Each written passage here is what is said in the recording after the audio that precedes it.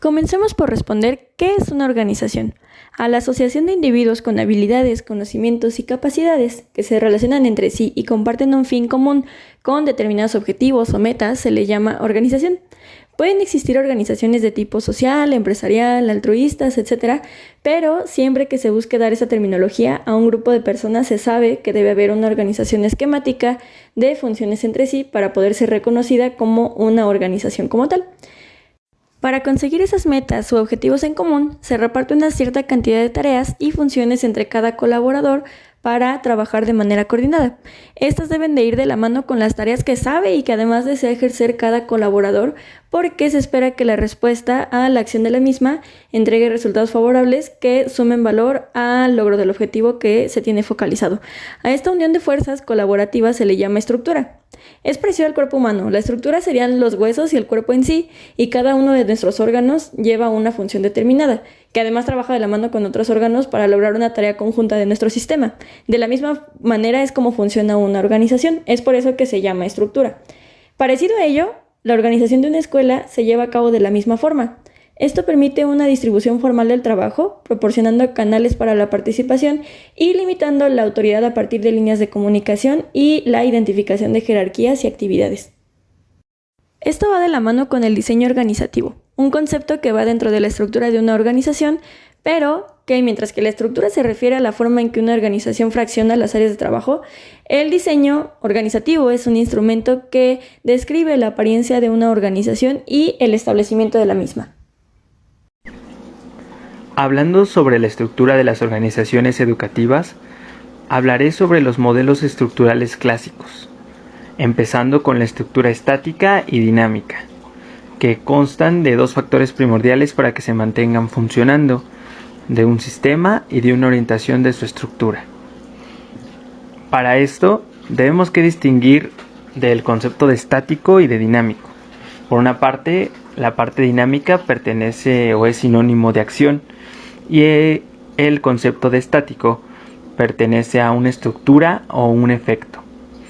Si nosotros hablamos sobre la organización como acción o parte dinámica, nos estaremos refiriendo a relaciones entre personas, el efecto sinérgico de las organizaciones y la previsibilidad de acción de sus componentes.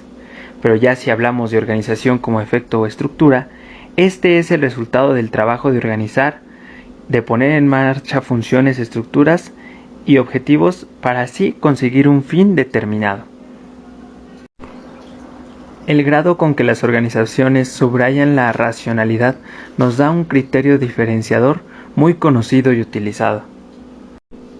Estructura formal e informal en las organizaciones educativas.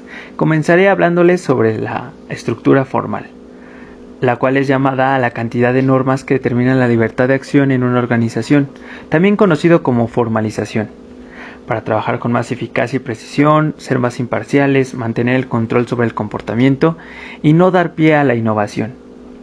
La estructura formal supone un patrón de relaciones entre la organización, se define por medio de normas, reglas y procedimientos, busca mantener objetivos marcados y división de funciones, y es un vínculo estable entre los elementos humanos de la organización. Para esto es importante saber que existen fases dentro de esta organización formal. Estas fases son las siguientes. Número 1, determinar los objetivos dentro de un contexto ambiental. Número 2, fraccionar o fraccionamiento del trabajo en segmentos significativos.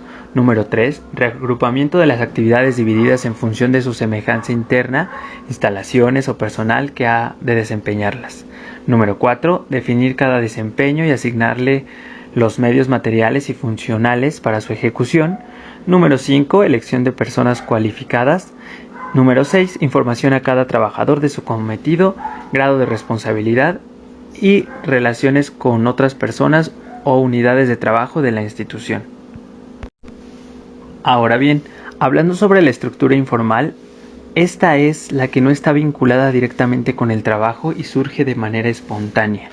La palabra espontánea se refiere a la menor estructuración, sometimiento a reglas y objetivos conocidos. Principalmente lo que sigue son motivos y componentes como lo son la amistad, los vínculos afectivos, el barrio, entre otras cosas más.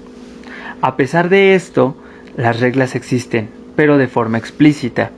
Dice Owens en 1980, la organización o las organizaciones informales son indispensables para el funcionamiento de la organización, ya que los grupos informales son de gran poder. En conclusión, una estructura formal y una estructura informal son diferentes, pero pueden ser complementarias, llevando así un trabajo completo sin dejar cabos sueltos en ningún momento. Para entender mejor estos conceptos, realizamos un cuadro comparativo sobre la estructura o organización formal e informal.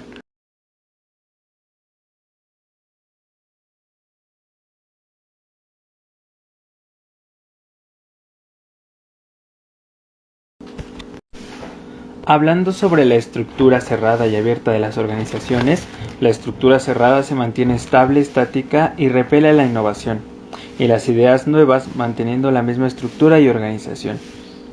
La estructura abierta mantiene la importación de muchas cosas, los resultados constantes, la transformación, el estado constante y dinámico y el uso de varios medios, todo definido por límites que pone la esfera de acción y su grado de apertura al ambiente.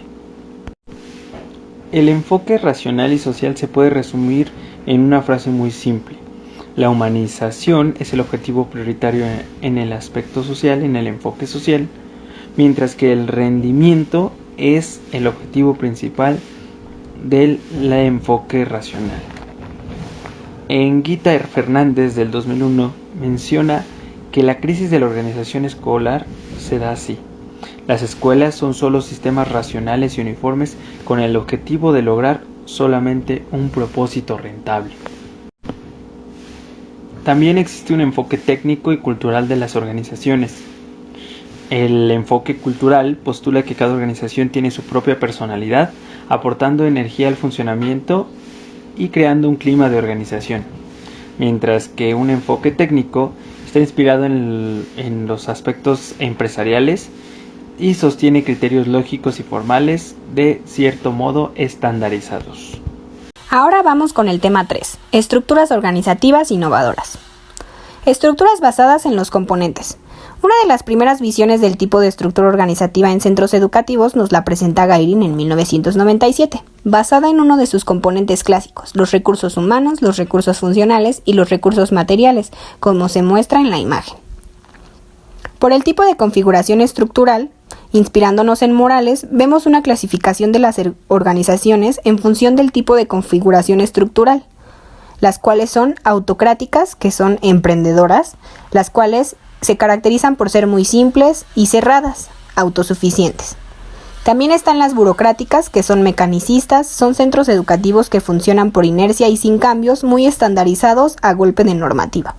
También están las meritocráticas, que son profesionales, son centros en general privados, de gran complejidad, de alto rendimiento y que tienen su propia metodología. También están las innovadoras, que son adocráticas.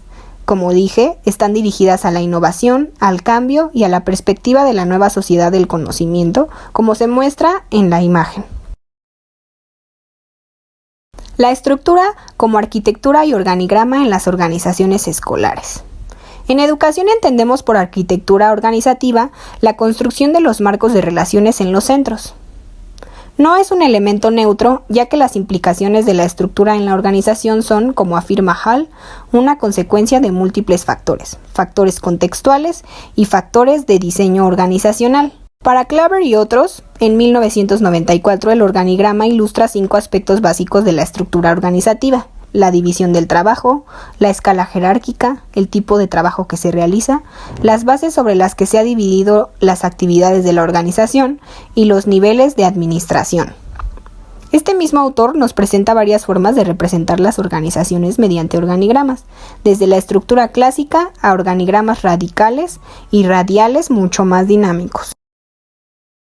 La estructura real y virtual en las organizaciones. Las nuevas formas de organización requieren la ruptura de la estructura organizativa habitual en las organizaciones, a las que se les conoce con el nombre de reales.